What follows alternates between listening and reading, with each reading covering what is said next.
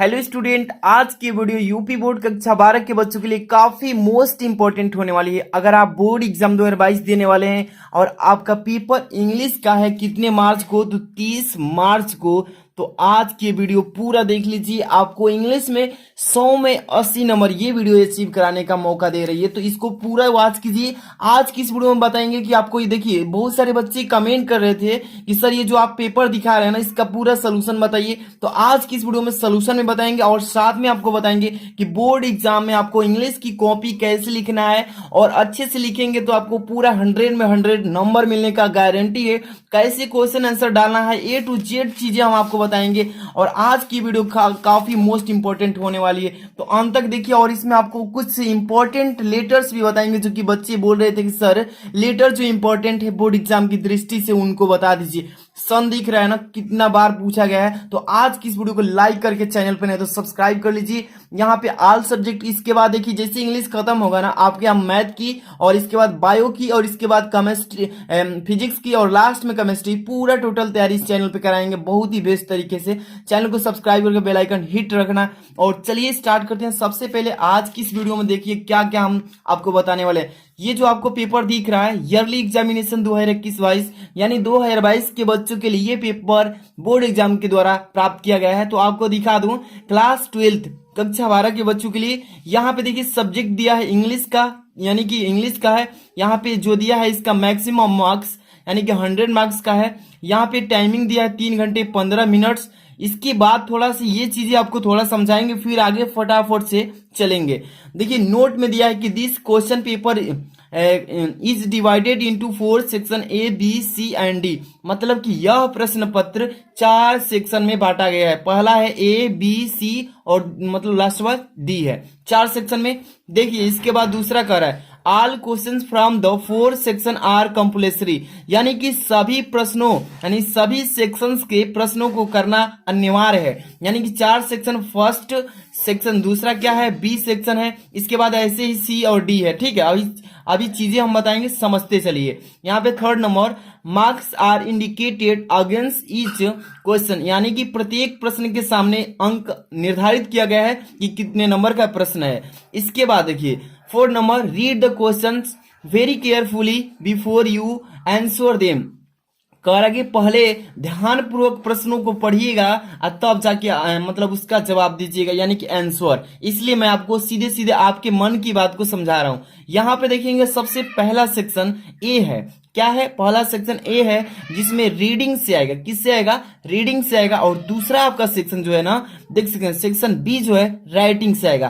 काफी most important है। सबसे बड़ी बात यह है कि जो रीडिंग वाला सेक्शन है ये 10 नंबर की नहीं 15 नंबर का आता है, और बी वाला जो है राइटिंग ये 10 नंबर का आता है। तो समझ सकते हैं कितना इंपॉर्टेंट है। सबसे पहले बहुत सारे बच्चे बोलते हैं ना कि सर पहला जो क्वेश्चन है ये समझ में नहीं आता है कि बोर्ड एग्जाम में कैसे हल करेंगे। तो देख लीजिए कैसे करना है, पूरी तैयारी के साथ बताएंगे। देखिए, read the following passage carefully and answer the questions that follow. कह रहा है कि ध्यान पूर्वक दिए गए पैसेज को अच्छे से पढ़िएगा।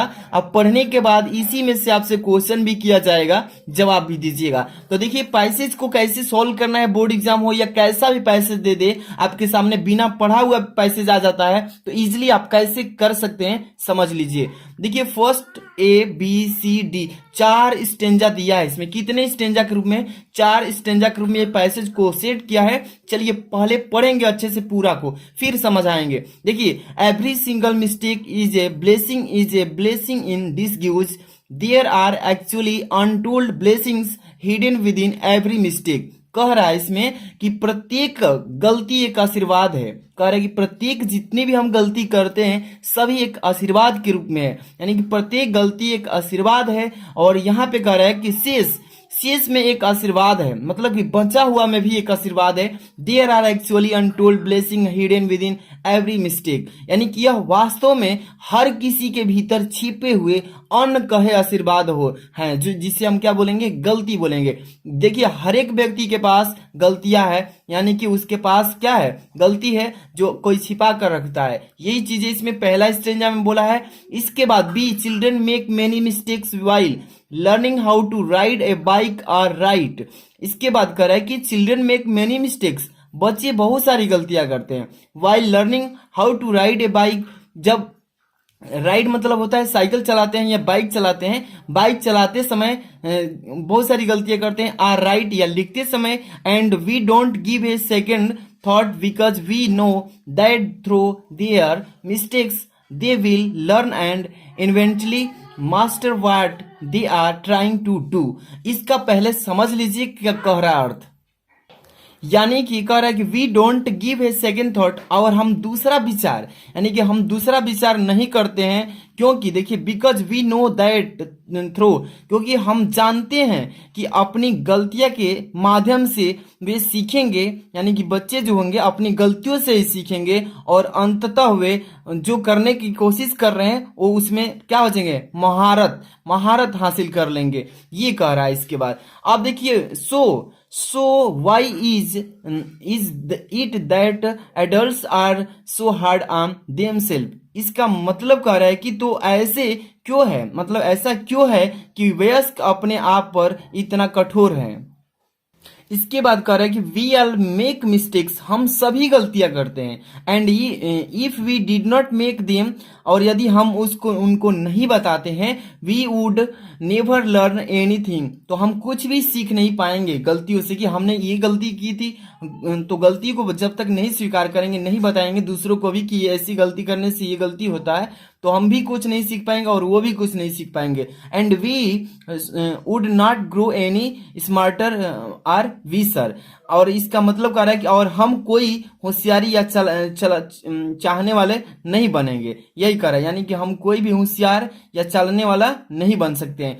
इसके बाद see number 2, learn from a mistake we first have to own it, and this where many people can come undone because they often blame someone else for their mistake। इसका मतलब कह रहा है इसमें कि to learn from a mistake, किसी गलती से सीखने के लिए पहले हमें उसका मतलब स्वामी होना चाहिए, मतलब कि उसको स्वीकार करना चाहिए, उससे कि हमें गलती सीखना है, गलतियों से ही सीखना है, उसका स्वामी होना चाहिए। और यानी कि कह रहा है कि कम के बाद दे ऑफ्टेन ब्लेम, इसके बाद देखिए इसके बाद where many people can come undone because they often blame someone else for their mistake, और कह रहा है कि और यही परंतु बहुत से लोग पूर्वत का मतलब पहले हो सकते हैं, क्योंकि वे अक्सर अपनी गलती के लिए किसी और दूसरे को मतलब क्या ठहराते हैं, दोषी ठहराते हैं, ठीक है। तो इसके बाद ये सी नंबर हो गया। D number, we are human, हम लोग मानव जाति है, हम लोग क्या है, प्राणी है, हम लोग इंसान हैं। आप देखिए वी विल मेक मिस्टेक, हम लोग गलतियां करेंगे, and it's one of the most beautiful thing about being human, इसका मतलब हम लोग गलतियां करेंगे और हम इंसान होने के बारे में भी सबसे खूबसूरत चीजें में से एक है, मतलब कि हम लोग सभी खूबसूरत चीजों में से क्या है, एक है। But we must learn from our mistake, लेकिन कह रहा है कि लेकिन हमें अपनी गलतियों से सीखना चाहिए कि आगे भविष्य में ऐसी कोई भी गलती ना होती। ये जैसे आपने पूरा पैसेज को पढ़ा है, रीड किया, आपको मालूम चल गया। अब इसी में से क्वेश्चन पूछेगा, क्वेश्चंस दिया रहेगा पेपर में 5 क्वेश्चन, देखिए मतलब कि 3-3 नंबर के क्वेश्चन रहेंगे, 3-5 15 क्वेश्चन, यानी सॉरी 15 नंबर का। देखिए व्हाट इज करेगी hidden in a mistake according to the author, यानी कि कह रहा है कि व्हाट इज हिडन मतलब छिपा हुआ है, इन ए मिस्टेक मतलब एक गलतियां, अकॉर्डिंग मतलब के अनुसार, टू द ऑथर लेखक के, कह रहा है कि लेखक के अनुसार गलती में क्या छिपा है, कह रहे हैं ना। तो इसी में इसका आंसर है, देखिए इसी में से इसका आंसर बनाना है, यानी कि कह रहे every single mistake is a blessing is disguise, ठीक है। यहाँ पर देखिए, यहाँ पर इसका आंसर बनाएंगे। देखिए ब्लेसिंग, यहाँ पे आपको सब्जेक्ट तो ले लेंगे, ब्लेसिंग इज वर्ब जोड़ लेंगे, तो इज नहीं जोड़ेंगे, यहाँ पे आर जोड़ेंगे। Blessing are hidden within every mistake. देखिए पहले आपको मैं कॉपी पे बताता हूँ कैसे लिखना है। ये हो गया section A reading, question paper तो ये है, आंसर शीट देखिए आपका बोर्ड एग्जाम की कॉपी पे कैसे लिखना है, समझ लीजिए, एक एक चीज समझिए। सेक्शन ए रीडिंग ऊपर लिख लेंगे आपको, ठीक है। ये आपको ब्लैक पेन से लिखना है, मोटा वाला जो चलता है उससे।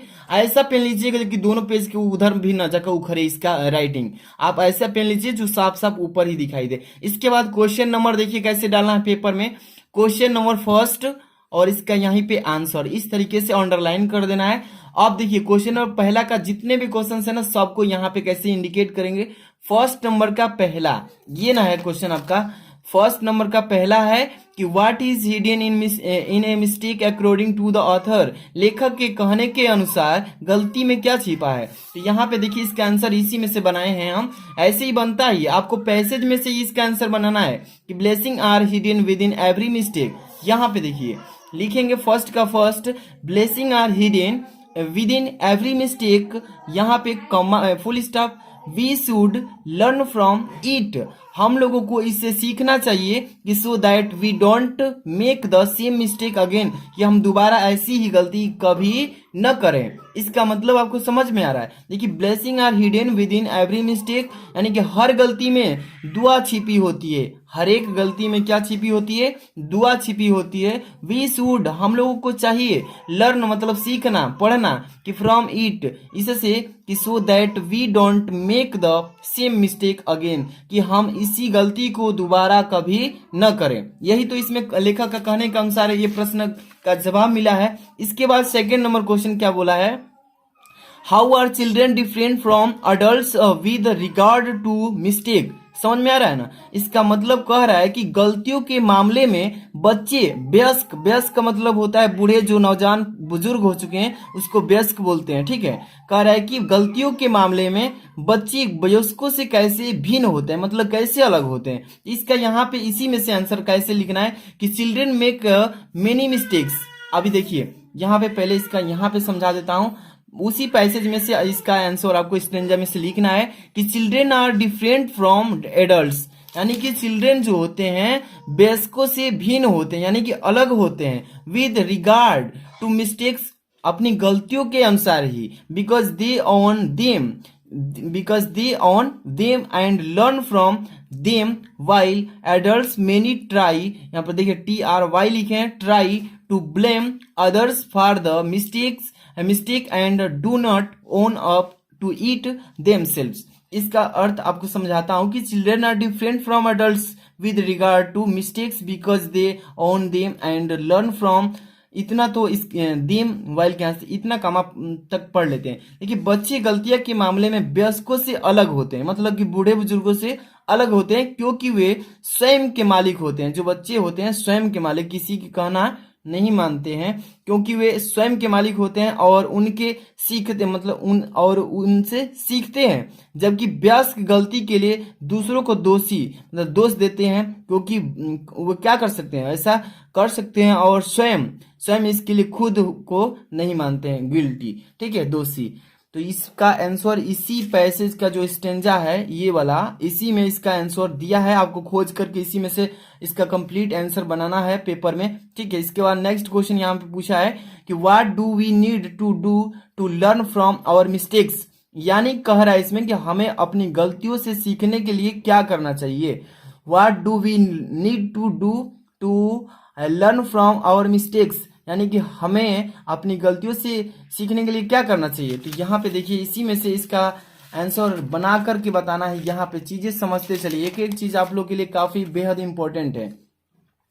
To learn from our mistakes, to learn from our mistakes, यहाँ पे देखिए टू लर्न स्टेंजा में से दिया है ना, तीसरा कर रहे हैं, तीसरा स्टेंजा में इसका आंसर दिया है टू लर्न फ्रॉम आवर, यहाँ पे जोड़ना है आवर मतलब अपने हमारे, तो टू लर्न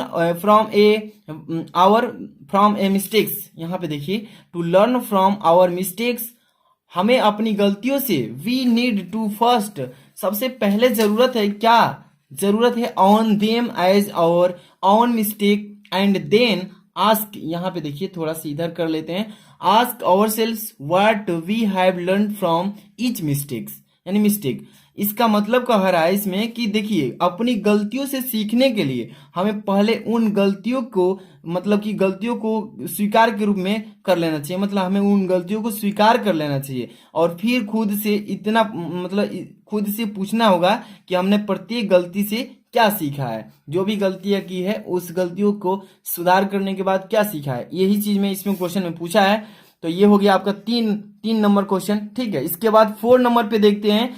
ये क्वेश्चन जो है आपका 4 नंबर काफी बेस्ट क्वेश्चन है कि वर्ड इन पैराग्राफ बी। देखिए पैराग्राफ बी की बात किया है ना, तो पैराग्राफ बी कौन सा है, इसी में इसका आंसर ढूंढना है। क्या कह रहा है इसमें, ध्यान से देखिए, is antonym of soft. Antonym का मतलब होता है विलोम शब्द, विलोम शब्द का मतलब विपरीत, उल्टा, ठीक है। सॉफ्ट का पूछा, यहाँ पे देखिए सिंगल इन्वर्टेड कॉमा में सॉफ्ट लिखा है, इसी का यहाँ पे एंटोनिम पूछा है। सॉफ्ट का मतलब क्या होता है, देखिए मतलब कि मुलायम होता है, सॉफ्ट का मतलब मुलायम, और इसी का जवाब देना है आपको एंटोनिम के रूप में, तो इसका हार्ड हो जाएगा। यहाँ पे देखिए ये क्वेश्चन 4 नंबर का नहीं है, इसका दूसरा का क्वेश्चन लिखे हैं, लेकिन 4 नंबर का आपको लिखना होगा। तो यहाँ पे देखिए पेन है ब्लैक, यहाँ पे 4 नंबर का लिख लेते हैं, पहला का 4 नंबर इस तरीके से, ठीक है। ज्यादा बड़ा नहीं है क्वेश्चन, इसका आंसर देखिए सॉफ्ट पूछा है ना, सॉफ्ट का एंटोनिम, सॉफ्ट का एंटोनिम बता देते हैं, यहाँ पे हार्ड हो जाएगा, HARD हो गया इसका आंसर। इसी के बाद 5 नंबर में क्या पूछा है कि which word in paragraph D is the synonym of pretty. आप देखिए बोलेंगे कि सर ये जो है सॉफ्ट का आप हार्ड कैसे लिखे हैं, हार्ड, इसी में देखिए खोजते हैं। देखिए हार्ड कहाँ लिखा है, ये लिखा है ना पैराग्राफ बी में, बी है ना, हार्ड मिल गया ना, इसी तरीके से खोज लेना। यहाँ पे देखिए which word in paragraph D is synonym of pretty. Pretty का मतलब होता है सुंदर, और सिनोनिम का मतलब होता है पर्यायवाची। इसी सुंदरता का पर्यायवाची बताइए जो पैराग्राफ डी में दिया गया हो। वी आर ह्यूमन, हम लोग मानव है, इंसान है। वी विल मेक मिस्टेक, हम लोग गलतियां करेंगे। And it's one of the best beautiful, मिल रहा है कि नहीं, ब्यूटीफुल क्या है इसका, प्रीटी का सिनोनिम है। तो यहां से आपको मिल गया जो कि डी पैराग्राफ में बोला था कि दिया गया है, ठीक है। तो यहाँ पे लिख लेते हैं इसको भी, फर्स्ट का कितने नंबर, 4 तो हो गया, 5 नंबर। यहाँ पे ब्यूटीफुल बस लिख लेना, इसका क्या लिखेंगे, ब्यूटीफुल, ठीक। इस तरीके से आपका जो क्वेश्चन है पहला नंबर 15 नंबर आपने अचीव कर लिया, और हो सकता है कि यही पेपर में डाल दे, काफी इंपॉर्टेंट भी है। तो आपको एक एक चीज को तैयार करके जाना है। जो भी बच्चे लाइक नहीं, वीडियो को लाइक कीजिए। आगे क्वेश्चन सेक्शन बी को देखेंगे आप। ये जो आप देख रहे हैं सेक्शन बी है, ये आपका राइटिंग से आएगा। मैंने बताया था ना कि राइटिंग में 10 नंबर का मिलता है। किस तरीके से क्वेश्चन पूछेगा और कौन सा क्वेश्चन आपको करना है, चीजें देखिए यहाँ पे 2 नंबर। नाउ ए डेज, आज के दिनों में, we are facing the pandemic कोविड-19, आज के दिनों में हम लोग किस महामारी से जूझ रहे हैं, यानी कि कोविड-19 से। We have entered into the condition in which only way to save lives. इसके बाद देखिए क्या बोल रहा है इसमें, is to vaccinate the people as much as we can. इसके बाद फिर क्या लिखा है कि इमेजिन यू आर रमेश या Reena and write an article on vaccination awareness campaigning held in your school campus to make the people aware. देखिए अगर ये आर्टिकल लिखने के लिए आया है किस पर, वैक्सीनेशन के कोविड-19 महामारी से रिलेटेड, तो आपको मान लीजिए कि वो चीजें आपको आ रहा है तो आप आसानी से लिख लेंगे, ठीक है, कि आपके स्कूल में वैक्सीनेशन लग रहा है कोविड-19 टीका के, तो उस पर आपको मतलब पूछेगा तो आप उस पर क्या लिखेंगे, आपको लिखना होगा आर्टिकल। अगर मान लीजिए कि वो आपको नहीं आ रहा है तो हम बताएंगे कैसे करेंगे। जो आर लिखा है ना अथवा में, नीचे क्या लिखा है ये भी कर सकते हैं दोनों में से, तो लेकिन मैं यहाँ पे एक को बताने वाला हूं अच्छे से। देखिए राइट एन आर्टिकल इन 152, मतलब कि कह रहा है कि 150 वर्ड से लेकर और 200 वर्ड के बीच का होना चाहिए। ये नहीं कि 150 से नीचे यानी 100 वर्डों में लिख दें तो आपका हो जाएगा आर्टिकल, गलती है, आपका नंबर कम मिलेगा। इसलिए समझ लीजिए चीजें को पहले कि आगे गलती ना हो। राइट एन आर्टिकल इन 150 यानी 150 टू मतलब 100 कह रहा है कि words on how we can make India a safe and enjoyable place for women when they can go wherever they like to without any fear of being stored at molested or discriminate against। कहा क्या रहा है इसमें कि देखिए आपको article लिखना है, और बहुत सारे बच्चे हमसे पूछ रहे हैं कि सर आप बताइए कि आर्टिकल में हेडिंग डालते हैं कि नहीं डालते हैं। आर्टिकल में हेडिंग डालते हैं कि नहीं डालते हैं, तो क्लियर मैं बता देता हूं। देखिए आर्टिकल में ये निश्चित नहीं बोला गया है कि आप हेडिंग नहीं डालेंगे। आप हेडिंग जैसा आपको क्वेश्चन पूछेगा आर्टिकल में, जिस टॉपिक पे आर्टिकल लिखना, आर्टिकल का मतलब क्या, निबंध, ठीक है ना। जैसे आर्टिकल के रूप में पहले ऐसे आता था, वही चीज है आर्टिकल, यानी कि निबंध के रूप में इसको लिखना है। तो आप इसमें हेडिंग भी डाल देंगे तो कोई भी नंबर नहीं काटेगा, 100% बोल रहा हूं, ठीक है। आप हेडिंग भी डालकर लिखेंगे या विदाउट हेडिंग में लिखेंगे तो कोई भी बात नहीं है, ठीक है। आर्टिकल का मतलब क्या हुआ, ठीक है। निबंध कैसे लिखते हैं, टू द पॉइंट, जैसे जैसे हेडिंग होती है उसके बारे में टू द पॉइंट हेडिंग भी लगाते हैं। इसमें आर्टिकल वही चीज है। तो आप लोग बहुत सस्पिशन में बच्चे कि आर्टिकल में हेडिंग लगाएं या नहीं लगाएं, तो आप हेडिंग लगा सकते हैं। हेडिंग लगाना इसमें कोई मतलब बाउंडेड नहीं है कि हेडिंग नहीं लगाएंगे। जैसा आपके टॉपिक है उसके अकॉर्डिंग आप हेडिंग लगा सकते हैं। यहाँ पर देखिए कहा क्या रहा है इसमें कि यहाँ पे आपको मैं बता रहा हूं, इसमें से किसी एक को बता देता हूं, ठीक है। यहाँ पे कह रहा है कि India a safe and enjoyable place women for women, मतलब औरतों के लिए, मतलब भारतीय औरतों के लिए सुरक्षित स्थान। यहाँ पे इसी पर हम आपको आर्टिकल इस दूसरे वाले पे बता देता हूं, और कहेंगे तो इस पर भी बता देंगे, कोई दिक्कत नहीं।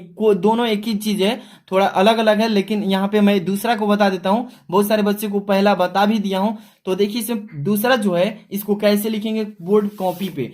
चलिए यहाँ पे आपके सामने आ चुका है क्वेश्चन नंबर, यानी कि दूसरा। देख सकते हैं फर्स्ट के बाद दूसरा यहाँ पे क्वेश्चन ला दिए हैं। चलिए कैसे लिखना है पहले समझ लीजिए कि कैसे कौन सा मेन टॉपिक आपको हेडिंग में डालना है।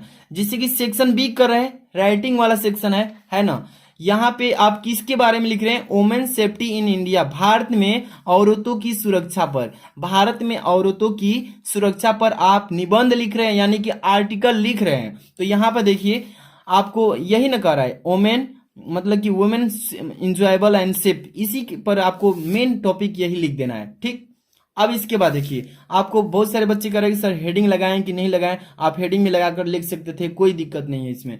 चलिए इसमें देखिए सबसे पहले क्या लिखा है कि वुमेन इन इंडिया, भारत में औरतें, ठीक है, टुडे आज are becoming the most valuable section as far as their safety and security is concerned. इतना लिखा है ना, इसको पहले समझिएगा। यानी कि जहां तक कि इनकी सुरक्षा और सुरक्षा की सवाल है कि इंडिया टुडे में महिलाएं सबसे कमजोर वर्ग में बनती जा रही है, यानी कमजोर वर्ग की बनती जा रही है, ठीक है।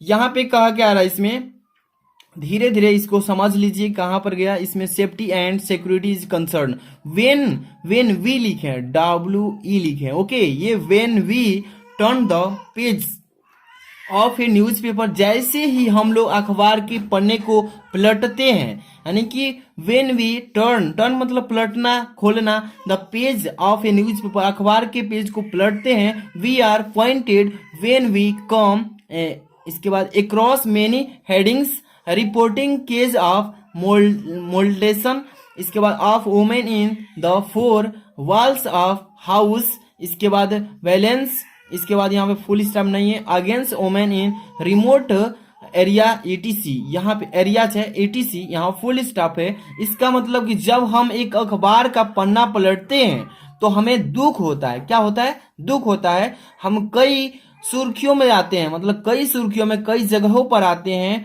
जिसमें आप महिलाओं के साथ दूर दराज के इलाकों में महिलाओं के खिलाफ घर की दीवारों में छेड़छाड़ आदि की खबरें पाते हैं। जैसे ही हम अखबार के पन्ने को पलटते हैं तो ये सारी चीजें को उसमें देखते हैं, न्यूज में यही चीज यहाँ पे लिखना है। अब बहुत सारे बच्चे को याद नहीं होगा कि आर्टिकल कैसे लिखना है, तो हम अभी कहेंगे तो इजी तरीके भी बता सकते हैं कि हेडिंग लगाकर कैसे लिखेंगे, वो भी चीजें बता देंगे। अब देखिए वुमेन फील अनसेफ, जितनी भी औरतें हैं मतलब अनसेफ मतलब असुरक्षित महसूस कर रही हैं, and insurance and feel that there freedom and liberty are jeopardised. यहाँ पे इसके बाद फुल स्टॉप है। कह रहा है इसमें कि महिलाएं सुरक्षित और असुरक्षित है। यहाँ पे महिला है, सुरक्षित भी है और कहीं कहीं असुरक्षित है, और वहां आहार महसूस करती है, मतलब कि वहां के जो है आहार महसूस कर रही है, और स्वतंत्रता यानी स्वतंत्रता पारिश है। यहाँ तक इतने चीजें समझ में आ रहा है। It is unable to imagine the plight of women who are suffers of such crimes, इसके बाद अगेंस्ट देम, यहां तक आ चुके हैं। यह उन महिलाओं की दुर्दशा की कल्पना करने के लिए प्रदर्शनशील है जो सफर और उनके खिलाफ अपराध खोल दी जाती है, ठीक है। यहाँ पर देखिए it is jot on confidence of the, यहाँ पे आ चुके हैं कॉन्फिडेंस ऑन द, ठीक है, यहाँ पे चीजें को समझिए। अगर कहेंगे ना, इसका हम पीडीएफ भी प्रोवाइड कर देंगे, आपको टेलीग्राम में डाल देंगे, आसानी से वहां से आप ले भी सकते हैं, आपको कहीं भी दिक्कत नहीं होगा। अच्छे से तैयारी करते रहिए, एग्जाम काफी 2 दिन बचा है बस, इंग्लिश का तैयारी अच्छे से कर लीजिएगा। हम आपको आर्टिकल भी देंगे, लॉन्ग टाइप क्वेश्चन जो बड़े बड़े पेपर में आने वाले हैं उसको तरीका से बताएंगे, शॉर्ट आंसर टाइप भी बताएंगे, ठीक है। इसके बाद देखिए यहाँ पे थोड़ा सा चीजें को समझाकर आगे बढ़ेंगे। यहाँ पे देखिए it is jolt on confidence of the, इसके बाद यहाँ पे देखिए when of society and on our judicial system, ठीक है। यहाँ पे सिस्टम तक आ गए हैं।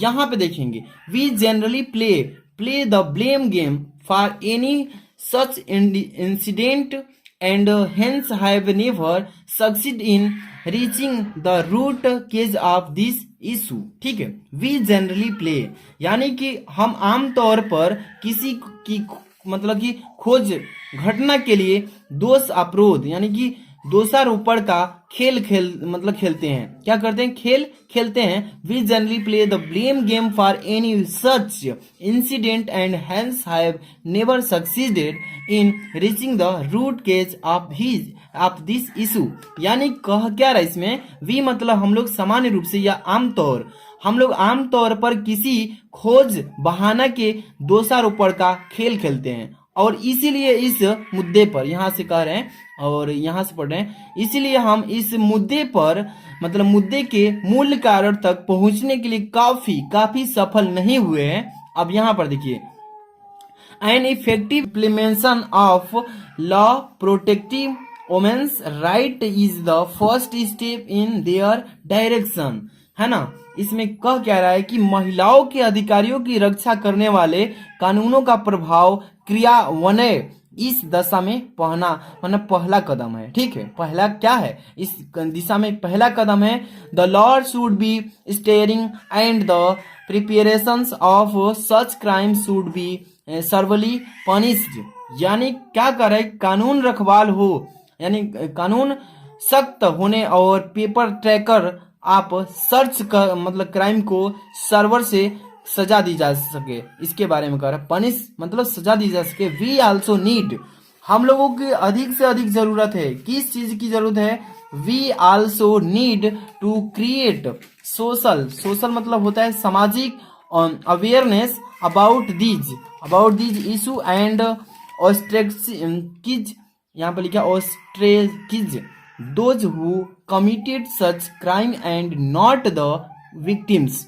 इतने चीजों को पहले समझ लीजिए। We also need to create, हम इन मुद्दे के बारे में सामाजिक जागरूकता पैदा और ऐसे अपराध करने वालों को मतलब कि बहिष्कृत करने की आवश्यकता है। क्या है? बहिष्कृत कीजिए, बाइकआउट करने की क्या है आवश्यकता है, न कि पीड़ितों को, ठीक है। तो ये चीजें आपको लिखना होता है आर्टिकल में। तो देख लीजिए, आप हेडिंग लगाकर लिखना चाहते हैं या ऐसे ही लिखना चाहते हैं तो women safety in India, Bharat में औरतों की सुरक्षा वाला को अच्छे से तैयार करके चाहिएगा आर्टिकल को, ठीक है। आपको बोर्ड एग्जाम में ऐसे ही पूछेगा, आपको तैयार करके जाना। इसके बाद हम पेपर उठाते हैं और देखते हैं कौन सा क्वेश्चन है जो बोर्ड एग्जाम में आने वाला है। इसके बाद देखिए क्वेश्चन नंबर 3 पे आ चुके हैं। क्या लिखा है क्वेश्चन नंबर 3 कि lack of job opportunity in the rural area. Rural मतलब होता है देहात, एरिया मतलब क्षेत्र में, जैसे कि देहात क्षेत्र की बात कर रहा है कि lack of job opportunity in the rural area in forcing people to migrate to cities. Every big city thus has a number of slum in it. Life in this slum in miserable. ध्यान समझिए कह क्या रहा है इसमें, आपको letter के बारे में समझा रहा है। लेटर लिखने के बारे में क्या कर रहा है, समझा रहा है कि write a letter in 120 122 150 words to the editor of a national newspaper on how we can improve the living conditions in this slum. अब इसके बाद कर रहा है यू आर करण या कविता, या यहाँ पे एड्रेस दिया है M114 माल रोड दिल्ली। इस पर आपको क्या करने के लिए बोला है, लेटर लिखने के लिए बोला है कि देखिए जो हमारा क्या है the editor of national newspaper वाला जो मतलब है अखबार वाला मीडिया वाला, उसको संशोधन करने के लिए उससे आपको आग्रह करे कि पत्र लिखिए, वो भी किसके लिए, कविता करण, यहाँ पे एड्रेस भी दे रखा है इस तरीके से। अगर वो नहीं कर पाते हैं तो यहाँ पे क्या बोला है कि write a letter to your friend inviting him to attend your birthday party, you are Durgesh या माधुरी ऑफ 121 अंकिता विकास बिजनौर यूपी। देखिए इस पर भी आप लिख सकते हैं, जिस भी में आपको दिक्कत नहीं महसूस हो आसानी से कर लीजिएगा। ये भी क्वेश्चन 10 ही नंबर का आता है पेपर में, ठीक है। समझा देता हूं, देखिए कह रहा है कि राइट ए लेटर, एक पत्र लिखिए, फ्रेंड अपने मित्र को, इनवाइट मतलब निमंत्रण देने के लिए, बुलावा के लिए, हिम टू अटेंड मतलब उसको बुलाने के लिए, योर बर्थडे पार्टी अपने बर्थडे पार्टी में, अपने मित्र को बुलाने के लिए मतलब अपने मित्र को अपने बर्थडे पार्टी में बुलाने के लिए एक पत्र लिखिए। यू आर दुर्गेश कि आप दुर्गेश हो, माधुरी या यहाँ पे एड्रेस भी दिया है, यहाँ पे नाम लिखा है कि आप यूपी से हैं। तो देखिए इसका मैं आपको थोड़ा सा यहाँ पे जो है आपका लेटर है, लेटर जो है ना इसको मैं बता देता हूँ। देखिए कैसे मोस्ट इंपोर्टेंट 5 बताता हूँ, तैयार करके ही जाना है, ठीक है। देखिए यहाँ पे टॉप 5 लेटर एप्लीकेशन, तो लेटर के बारे में पहले एप्लीकेशन भी इसमें देखने को मिलेंगे। तो फर्स्ट नंबर जो दिख रहा है ना कि write a letter to your friend inviting him to attend your sister's brother's marriage. देखिए ये क्वेश्चन 2020 में, 19 में, 18 में, 17 में, 16 में पूछा गया था। और आप एक चीज समझ लीजिए, ये जो क्वेश्चन आप देख रहे हैं कि write a letter to your friend inviting him to attend your sister's brother marriage, अपने भाई या बहन की शादी में अपने दोस्त को बुलाने के लिए एक पत्र कैसे लिखना है, इस पर पूछेगा। और यही चीज यहाँ पर भी लिखा है कि write a letter to your inviting, लेकिन इसमें बर्थडे पार्टी में बुलाने के लिए, इसमें मैरिज मतलब शादी में, इसमें बर्थडे पार्टी में। सेम आपको यही फंडा अपनाना है दोनों में, लेकिन यहाँ पे बर्थडे पार्टी यूज करना है, यहाँ पे मैरिज यूज करना है, ठीक है। तो देखिए यहाँ पे तो इसका मैं बताऊंगा ही, लेकिन यहाँ पे 5 को दिखा देता हूँ। Write an application to your game teacher for arranging regular evening game in the college and issue 2 cricket balls and bats. ध्यान समझिएगा, ये भी जो आप एप्लीकेशन दिख रहा है ना, इसको तैयार करके ही जाना 100%। ये क्वेश्चन 2019 में, 20 में, 19 में, 17 में, 15 में, 14 में पूछा जा चुका है, ओके। इसके बाद write an application to the principal of your school, अपने स्कूल के प्रधानाचार्य को रिक्वेस्ट के लिए him to give you character certificate और स्कूल लिविंग सर्टिफिकेट। इस पर ये क्वेश्चन 2020 में, 18 में, 17 में पूछा गया था। Write an application to the principal of your college to grant you leave 3 days you have to attend the marriage of your cousin sister. तो 5 को तैयार कर लीजिए। और इस वीडियो में देखिए ना, मैं इस दोनों में से किसी एक को बता देता हूं, तो आप इसी फंडे से दोनों को समझ लेंगे। Write a letter to your friend inviting to attend your birthday party, birthday party वाला भी पेपर में आ सकता है, और आपके friend inviting him to attend your sister brother's marriage वाला। तो इसको ही बता देता हूं क्योंकि काफी इंपॉर्टेंट भी है। इसको देखिए कितने बार पूछा गया, इसलिए इसको मैं तुरंत ही बता देता हूं।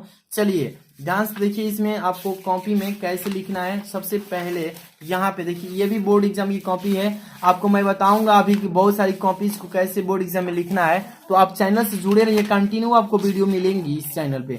ये क्वेश्चन आपको देखने को मिलेगा 3 नंबर पे। कितने नंबर पे? क्वेश्चन पेपर में 3 नंबर पे था, देख लीजिएगा। क्वेश्चन पेपर में 3 नंबर पे था ना, ये 3 नंबर वाला क्वेश्चन नंबर यहाँ पे 3 लिखेंगे। और यहाँ पे आंसर तो हम छोड़ ही दिए हैं, इसको बताते हैं। यहाँ पर देखिए क्वेश्चन नंबर 3, यहाँ पे कमा लगा दीजिएगा, यहाँ पे लिख दीजिएगा आंसर। और आप बोर्ड एग्जाम में स्केच के यूज मत कीजिएगा, नहीं तो कॉपी पे उधर भी पेज के बगल में भी निकल जाएगा इसका राइटिंग का कवर, खराब कर देगा बोर्ड एग्जाम कॉपी। तो आप ब्लैक पेन थोड़ा अच्छा लीजिएगा, और ऐसी जो भी यूज करते हैं पेन, डॉट पेन लीजिएगा, ठीक। आपको देखिए कि इस पर मैं बता रहा हूँ जो अभी बताया था ना, write a letter to your friend inviting him to attend your sister's brother's marriage, इसी पर बता देता हूँ, ठीक है। कि अपने भाई या बहन की शादी में अपने दोस्त को बुलावा के लिए पत्र कैसे लिखेंगे, उसको कैसे बुलाएंगे। तो इस पर देखिए बोर्ड एग्जाम में पूछेगा, तो लिखना है कैसे। सबसे पहले थोड़ा सा चीज समझ लेंगे ना, तो आप किसी भी तरह का आर्टिकल लेटर भी होगा तो लिख लेंगे। जैसे कि सबसे पहले आपको एड्रेस लिखना होता है, सबसे कोने में ऊपर एड्रेस लिख दीजिएगा। कैसे लिखना है देखिए, 124 नेहरू नगर, क्या लिखा है 124 नेहरू नगर। आप सोचेंगे कि सर क्या मैं भी यही लिखूंगा? हाँ, आप भी एग्जाम में यही लिखेंगे। अगर सच में देना होगा ना अपने दोस्त को बुलाने के लिए बर्थडे में या किसी में शादी में, तो आप उन्हीं का एड्रेस लिखिएगा। लेकिन बोर्ड एग्जाम में आप यही लिख देंगे ना तो आपको 100% एक भी नंबर नहीं कटेगा, 10 में 10 मिलेगा। 124 यानी 124 नेहरू नगर, ग्रह रोड, मीरठ देल, मतलब यहाँ पर एड्रेस लिख दिए। अब यहाँ पे डेट लिखना है। डेट की मतलब कितने तारीख को आप दे रहे हैं ये लेटर। आपका जिस तारीख को एग्जाम है इंग्लिश का, यहाँ पे डेट लिख देंगे, कोई दिक्कत नहीं। ठीक, जिस तारीख को आपका एग्जाम है यहाँ पे डेट लिख देंगे। मान लीजिए कि 30 मार्च को है, 30/3/2022। ओके, कोई भी नहीं काटेगा गलती। ठीक है, इसी तरीके से लिखते हैं, फंडा है। अब यहाँ तो एड्रेस लिख लिए हैं। आप देखिए मेन चीज यहाँ से स्टार्ट होता है। क्या लिखेंगे कि माय डियर रमेश। ध्यान समझिएगा, आप यहाँ पे किसी का भी नाम यूज कर सकते हैं, लेकिन हाँ जो ये नाम यूज किए हैं यहाँ पे इधर भी इसका यूज होना चाहिए। माय डियर रमेश यानी कि अपने मतलब मेरे प्यारे रमेश। यहाँ पर देख, I am glad to inform you that the marriage of my sister, यानी कि कह रहा है कि आई एम ग्लैड, मुझे खुशी हो रही है, टू इन्फॉर्म सूचित करके, यू मतलब आपको, कि दैट मतलब कि the marriage of my sister, मेरी बहन की शादी सेट हो गई है। रीता इज फिक्स्ड मतलब मेरी बहन रीता की शादी सेट हो गई है फॉर 25 जनवरी यानी कि 25 जनवरी को। चीजें एक बार फिर समझिए। I am glad to inform you that the marriage of my sister Rita is fix for 25 January, यानी कि मुझे सूचित करते हुए खुशी हो रही है, कारण मुझे आपसे बताते हुए खुशी हो रही है कि मेरी बहन रीता की शादी 25 जनवरी को ठीक कर दिया गया है। यही तो आपको लिखना है इसमें। या बर्थडे रहेगा तो बर्थडे यहाँ पर लिख देंगे कि इतने तारीख को मेरा